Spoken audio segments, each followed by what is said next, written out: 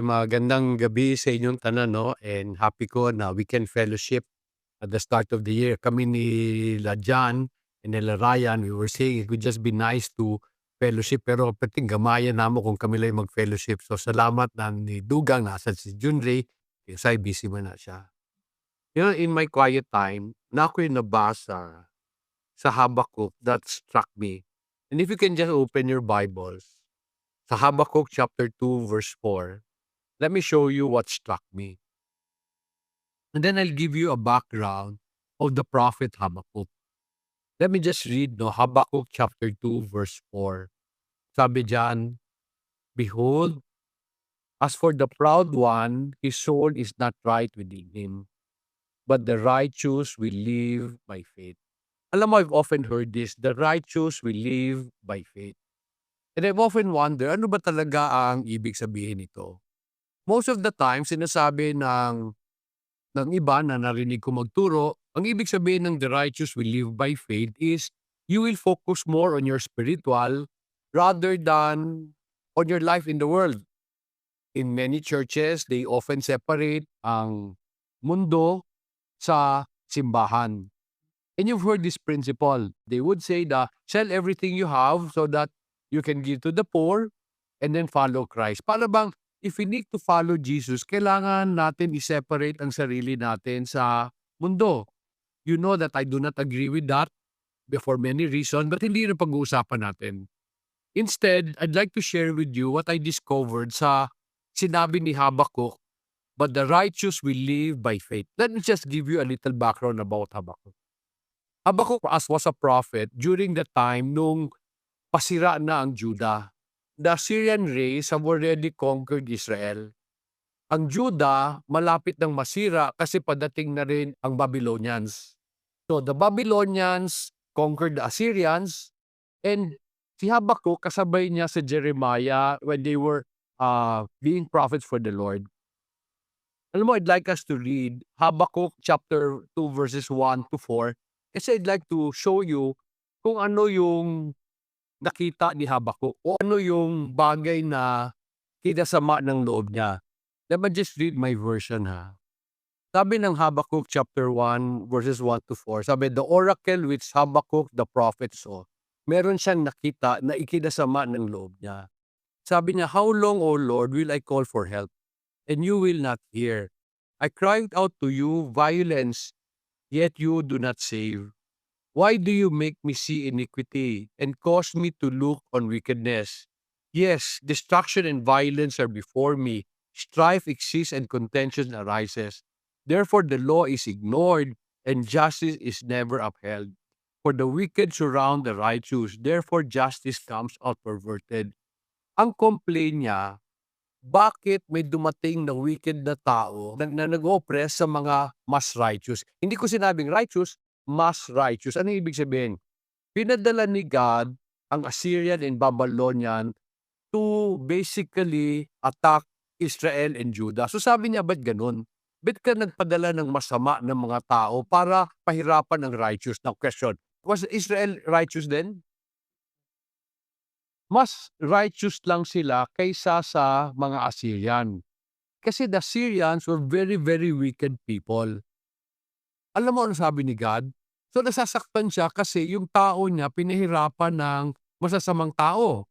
Look at what God said in Habakkuk chapter 1 verses 5 and 6. Anong sagot ni God sa kanila? Nasasaktan si Habakkuk as a Jew kasi ino-oppress yung mga tao niya. Sabi niya, "Lord, ba't mo naman pinayagan ito?" Ulitin ko ha, ang sabi niya, "Ba't mo pinapayagan? Ba't hindi mo sila i-save?" Ang sabi ni God, "Galing sa akin yan. Ako ang nag-raise sa kanila." Can you imagine?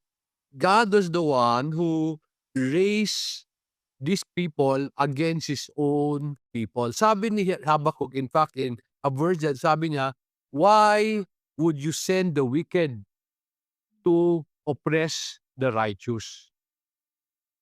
Or sinasabi niya, "Why would you allow the more righteous to be oppressed by your agent?" Naintindihan niyo yung sinasabi niya? Nahihirapan ng Israel at saka ang Judah dahil sa mga taong pinayagan ni God pumunta. And yet sabi ni God, galing sa akin yan. Can you imagine? Now, how would you feel? Like for example, today, di ba, everybody's complaining about the difficulty of the economy. Kanina, dumating yung kaibigan ko para mag-spray dito, pest control. And sabi niya, Sir Dong, alam mo, sama taga ng 2025. Pero we're very hopeful. Tingin ko, mas maganda 2026. Parati na lang, when there's a new year, isipin natin, mas maganda. Eh, isa kong kaibigan sa Cagayan, sabi niya, dun, naimbitahan ako sa isang Christmas party. And sabi niya, ang hirap ng 2025. Alam ba niyo, mas maghihirap pa tayo sa 2026 and 2027. It will become more difficult. Now, why are our lives difficult? Wala tayong investor, yung iba umalis, yung mga construction na sinimulan noon, nawala ang pondo, hindi pa bumabalik ang pondo ng SSS, GSIS, PhilHealth, hindi pa bumabalik. And so there's really no fund. So ang tanong, Lord, ba't mo pinapayagan? Ba't hindi mo i-deliver yung righteous? Now ang tanong ko, righteous ba tayo? In the rallies today, you say, stop corruption. In one of the article that I wrote, I said, sino ba ang corrupt? Di ba lahat tayo corrupt? Like for example, from what I heard, the reason nandyan pa si Marcos is because people from Metro Manila do not want to demand o umalis si Marcos because ayaw lang nila si Sara maging presidente. Ayaw nila. Now, while ayaw nila, pero ang totoo, kung umalis man siya, Constitution say dapat siya ang maging presidente, pero ayaw nila. So they are stopping what is inevitable. Sana. So nag-offer si Ramon Ang, ako na lang ang transition leader. No, why do you need a transition leader? No, I am not saying tanggalin siya or ilpalit si Sara. Ang sinasabi, we're corrupting our laws only because ayaw natin. Okay, so ang tanong, we pray for salvation and yet ayaw natin sumunod. So ako ang feeling ko, sinasabi ni God, galing sa akin yan. Para what do I mean? Everybody complain about the president or the officials that we voted. Pero paano ba nanalo sila? Binenta mo boto mo eh. Ngayon, wala kang karapatan magreklamo kasi binenta mo boto mo. Yung mga nagnakaw, kailangan nila magnakaw. Bakit? Ang lalaki ng bigay 8,000, 5,000, 8,000. Saan mo kukunin yung pera na yun? Nung binenta mo, paano mo ngayon i-demand umalis ka dyan? Okay? So I really believe God is telling us through Habakkuk, ako nag-allow niyan. Now, ang tanong ngayon, sa tapos na tayo dyan, ang tanong ngayon, how should we respond? Can you now go to Habakkuk chapter 2, verse 4? But as for the proud one, his soul is not right within him, but the righteous will live by faith. Ang tanong ko, ano ibig sabihin yan? Tayo ba lahat dapat pumunta lang tayo sa simbahan, kalimutan natin ang mundo, mag-pray na lang tayo araw-araw, magtumulong sa mahirap, hoping na i-bless tayo ni God? Ang ibig bang sabihin nito, lahat tayo magpastor, magpare, magmadre, kung may tatanggap pa sa atin? Iyon ba ibig sabihin ng the righteous shall live by faith? What I'd like to do is to first understand the word dyan. Sabi niya, for the proud one. When he was talking about the proud one, who was he talking about? Was he talking about the Assyrians? Question. Si Habakkuk, kanino siya prophet? Para kanino? Para sa mga Hudyo. And he was talking of the proud one. So there are two people in Israel then. One, the proud, and the second, the righteous. He was punishing them because there was something wrong with them. Alam mo, I don't know if you remember what I told you a few years ago. Sabi ko sa inyo, God will never use the righteous to punish the wicked. God will use a more wicked person to punish the wicked. Gusto natin na mabait na presidente. Hindi tayo bibigyan tayo ni God kasi hindi siya marunong mag-punish sa atin.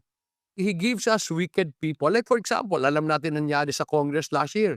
Were those righteous people, yung mga nagnakaw? Were they righteous? No. Sino lang pwede gumawa nun? Ang sakim lang. Bakit? Kasi sakim ang Pilipino eh. So now, he's saying, in Israel, there are proud people. Sino pa yung proud na tao? Sino ba itong mga ito? I'd like you to turn your Bibles to Isaiah chapter 13, verse 11. Sabi niya, I will punish the world for its evil. Now question, what world is this? Was he punishing the whole world during the time? Di ba he was using Assyria to punish Israel? Was he punishing the Assyrian during the time? God eventually punished the Assyrian. Pero during the time ni Isaiah, he was punishing Israel. So it was the world of the Israel, not the whole world. Parang today, nagsasuffer ang Pilipinas. Ang buong mundo ba nagsasuffer? Hindi naman, di ba? Singapore is still doing well.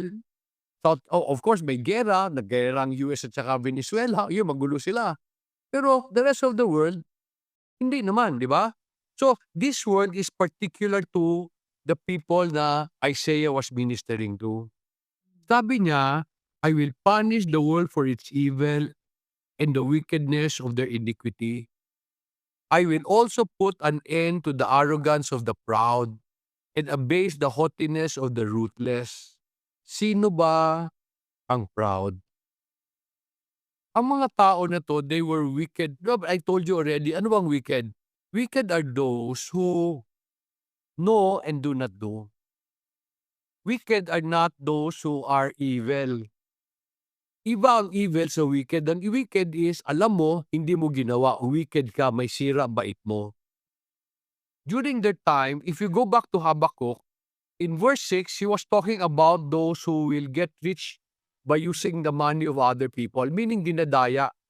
Meron pa sa verse 9 naman, sinasabi nila, do yung mga tao who gets evil gain for his house, meaning plunder. Does that sound familiar?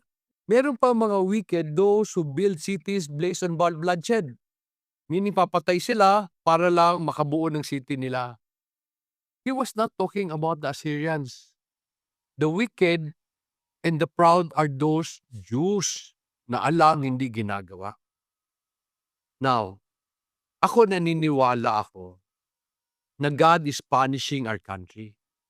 Why? Because we claim to be Christians eh. Mabuti na lang sana kung hindi natin claim na Christian. Kung sinabi pa natin, like for example, Singapore, they claim to be an atheist nation, but they're very obedient to their laws. Mabuti pa sila, they follow their laws. Tayo, we are Christians, and we don't even follow our laws. Kaya nagagalit si God. Now, ang tanong lang is how do we survive our times? Do we survive by demanding that the president leaves? Do we survive by changing everybody in Senate and in Congress? And lahat ng mga government official, pag nangyari, ano mangyayari sa atin? Ubos. Sino papalit? Yung papalit, will they do any better? I don't think so. Lahat ng nagalit kay Marcos, na corrupt si Marcos, yung tatay, pag upo, corrupt din. Lahat ng bagong congressman, nagalit sa dating congressman kasi corrupt. Ngayon, mas mabait ba sila? Corrupt din. So, hindi magbabago ang buhay natin by changing other people. What should we do? Can we go back now to doon sa sabi, behold, as for the proud one, his soul is not right within him, but the righteous will live by faith. Ano ang ibig sabihin niyan? Will we be righteous if we spend more time in the church? Will we be more righteous if we pray for a whole day? Will you become righteous if you fast for 5 days? You can today, marami nagko-fast pero hindi para for the Lord. Ba't sila nagpo-fast? Kasi nagpapapayat sila. Will you be more righteous? Hindi. So ano ibig sabihin ng the righteous will live by faith? What is righteousness ba? Can you turn your Bibles to Deuteronomy chapter 6 verse 25? This is the best definition of righteousness. Let me read my verse here. Deuteronomy 6:25 says, "It will be righteousness for us if we are careful to observe all this commandment before the Lord our God, just as He commanded us." Righteousness means to just obey as the Lord commanded, meaning to respect the law. Ang tanong ko, when is obedience necessary? Only when times are good? Paano pag when times are bad? Pwede na ba tayo magbuot na pwede tayo di mag-disobey? Today, really people feel na pwede na tayo to go against government because times are bad. So some people will rebel against the president. Pero on the other hand, maski masama ng presidente, ayaw na palitan kasi ayaw nila sa papalit. Now, is that being obedient? Obedient to your desire, but not obedient to the law. Because binoto nyo eh. Di ba? Now, gusto nila si Lenny. I really believe Lenny is a good person. Will Lenny be able to solve the problems of our nation? Ang tanong ko, supposing he sits down, yung mga badlungon ba will follow? Hindi rin naman, di ba? Mas mamanipulate lang nila. So, to be righteous in this time means to do what God requires of us despite of. And our righteousness should be based on faith. For the righteous man will live by faith. What does that mean? Intindihin muna natin. Ano ba ibig sabihin ng faith? The famous definition of faith is Hebrews 11:1. Faith according to Hebrews 11:1 says, "Now faith is the assurance of things hoped for, the conviction of things not seen." What does that mean? Naniniwala ako, in-explain niya ni Habakkuk. Habakkuk chapter 3, verses 17 hanggang 18. Habakkuk chapter 3, what does it mean to live by faith? Let me read my version. Sabi niya, "Though the fig tree should not blossom, and there be no fruit on the vine, though the yield of the olive should fail, and the field produce no fruit, though the flock should be cut off from the fold, and there is no cattle in the stall, yet I will exult in the Lord. I will rejoice in the God of my salvation." What does that mean? You see, obedience is not necessary when everything is good. Obedience is necessary when times are bad. Para ako, I would always explain, no? Supposing lagyan ko kayo ng lechon sa harapan nyo. Tapos sabi ko, huwag mong kainin. Will you be able to obey? Kung busog kayo, na nasusuka na kayo, will you be able to obey? Of course. Pero pag gutom na gutom kayo, sabihin ko, huwag niyong galawin yung lechon. Pero gutom na kayo. Para na. Obedience is when times are tough. So sabi ni Habakkuk, the righteous will live by faith. Though the fig tree should not blossom and there be no fruit in the vine, though the flock should be cut off from the fold and there is no cattle in the stall. Meaning, maski maglisod, you live by faith. You still obey. Maybe God allowed this. Maybe God exposed all the corruption so that the next government will make sure hindi na siya mangyari. Today, there are moves, no, to make all biddings public. Parang ginagawa sa malay-balay. So now they're forcing that. Na may move na yan. So baka may magandang mangyari din dito. Pero for the meantime, you obey. You pay your taxes. You obey the rules. Now, may nagsabi sa akin, may nakibasa ko, sabi nila, we cannot ask the president to leave because thou shalt not touch the Lord's anointed. Alam mo, pinag-aralan ko yun. Totoo naman that you should, tayo, we should never touch the Lord's anointed tayo. So I will not go on strike. However, nung gumawa ng kasalanan si Saul, nung gumawa ng kasalanan si David, were there people who confronted him? Meron? Meron oy. Samuel confronted Saul. Si Nathan confronted David. Know what am I saying? Ordinary people should not touch the Lord's anointed because our responsibility is to respect the leaders, to submit. But it is now the role of spiritual leaders to confront. Itong mga spiritual leaders, pinag-pray pa nila. They went and prayed for the president. Now, I'm not saying it's wrong to pray for the president. You should. But you should also confront the sin because sila lang ang may responsibility niyan. Totoo, do not touch the Lord's anointed. Hindi tayo pwede sumali sa rally. That's not our responsibility. But when the spiritual leaders fail to confront, God will require that from them. Sa Ezekiel, sinabi niya, di ba si Ezekiel, the prophet, if I tell you to tell a person about his sin, okay, and he repents, good for you. If he does not repent, okay ka. Pero pag hindi mo sinabi sa tao, kasalanan mo yan. Okay? Tayo. What should we do? We should live by faith. What does that mean? Let us continue to do good despite of the economy. Let us continue to work hard. Because if we do our best, if we do what is right, if we work hard, God will find a way to bless us. Ako, I like the story of Isaac in Genesis chapter 26. Gusto niyo puntahan yun? Genesis chapter 26. We'll read verses 1 to 6 muna. Let me read my version. Sabi niya, Genesis 26 verse 1 and 2. Now there was a famine in the land besides the previous famine that had occurred in the days of Abraham. So Isaac went to Gerar, to Abimelech, king of the Philistines. Now, klaruhin lang natin Abimelech is a term for a king. Parang Pharaoh sa Egyptians, sa kanila, Abimelech ang king nila. Then sabi sa verse 2, the Lord appeared to him and said, do not go to Egypt, stay in the land which I will tell you. Everybody was going to Egypt to be saved from the famine. Sabi ni God, pagpuyo, because I will bless you. Where will he be staying? Asa siya magpuyo?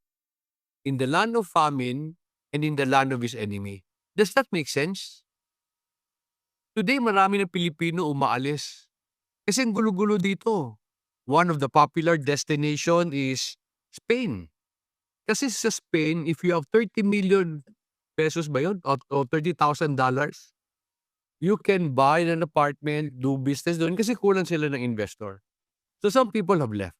Sabi kay Isaac, you stay. So sabi ng verse 6, so Isaac lived in Gerar. He stayed in the land of his enemy and when there is famine. Ano nangyari sa kanya? Genesis 26 verse 12 and 13. So Isaac stayed in the land. Sabi na, now Isaac sowed in the land and reaped in the same year 100-fold. And the Lord blessed him. And the man became rich, continued to grow richer until he became very wealthy. So what should we do pagdating ng famine? What should we do today na ang gulo-gulo ng Pilipinas? Ako, itong belief ko, huwag mo silang pakialaman. Mind your own business. Continue to do what you are doing and then continue to work. Continue to work as if walang problema. Kami yun ang ginagawa namin sa farm. We continue to work as if walang crisis. Kasi ang gusto ni God sa atin, alagaan kung anong binigay niya sa atin. Alam mo today, whenever I talk about poverty, Filipinos will blame the government for their situation. Filipinos will blame many others for their situation. Supposing blame mo sila, will you change your condition? Will it improve? Di ba? Sabi ni Habakkuk, the righteous will live by faith. What does that mean? Ang ibig niyang sabihin, in all of this, God is still in control. Sa story ni Habakkuk, parang sinasabi ni God, ako may gawa niyan para matuto kayo. Na hindi niya tayo titigilan hanggang hindi tayo matuto. Di ba, He eventually delivered Israel. He eventually brought them back to their home. Noong natuto na sila. Anong natuto? Under Babylon, nagtrabaho sila, inalagaan yung lupa ng Babylon, pinayaman nilang Babylonians and Persians. Nung natuto na sila, binalik sila ni God. Sana hindi tayo i-punish ni God. God does not have to punish us if you live by faith. What is faith? Trust that the Lord is in control. Trust that if you obey, God will bless you despite of. The righteous will live by faith.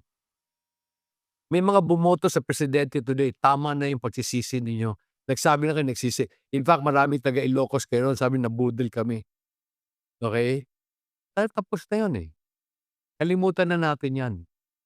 Today, let us focus on doing what is right despite of knowing that if we obey, God will bless. Sabi ng Matthew chapter 6:33, seek first His kingdom and His righteousness, and all these things will be added to you. When will these things be added to you? When? Pag namatay ka, punta ka ng langit? Today. Pero may kondisyon? Oh, when you obey. That kingdom is still in control. It never lost control. Feeling natin, pinabayaan tayo ni God by giving us an evil government. Hindi totoo yan. Ang belief ko, bahal tayo ni God. Binigay niya tayo ng gobyerno na para matuto tayo. Diba sabi kanina, if you can go back to Habakkuk chapter 2 verse 4, Habakkuk 2:4, but as for the proud one, his soul is not right within him, but the righteous will live by faith. People today are still proud. We are trying to be in control. Naglagay tayo ng presidente, mamaya ayaw natin yung papalit. Ang presidente naman, ng ombudsman niya, yung linagay niya ombudsman, pinoprotektahan lahat ng fan niya. Di ba? Now, these are the actions of a proud man. They are doing what is right in their sight, but not right for the Lord. Will there be a day of salvation? I believe so. I would just hope na hindi tayo matamaan. Just do what is right. Do not interfere or do not take the law in your hand. Mind your own business. Ako, ang hope ko, John, tayo lahat, pag tinabangay na lang tayo para mag-improve. Imagine, if we do what is right today and the economy changes, we'll be in a good position. But if we complain today, even today, pwede tayo mag-suffer. So to live by faith is not about strengthening your spiritual life. It is about living well in the life that God gave you here on the earth that God provided. So sana ang prayer ko, yun ang desire ko talaga, ang dream ko para sa inyo lahat is that you live in abundance. Lahat kayo. Yun din ang dream ko para sa lahat ng Pilipino. But it will not happen if we continue to try to take control and decide what is right. The good life that I believe you all deserve comes when you live by faith as righteous people. Heavenly Father, maraming salamat for giving us the opportunity to learn from Habakkuk. Lord, I pray that all of us will be righteous, that all of us will live by faith. Ang prayer ko, Father, for my friends, for the people under me, for my family, for my children, and even for my apos. Na sana, Lord, they will live a good life as long as we are here on earth. Lord, give us a heart that would want to be righteous, to be obedient, especially when times are bad. We are grateful for the opportunity to have fellowship this evening. We are grateful, Lord, for all these things. In Jesus' name we pray.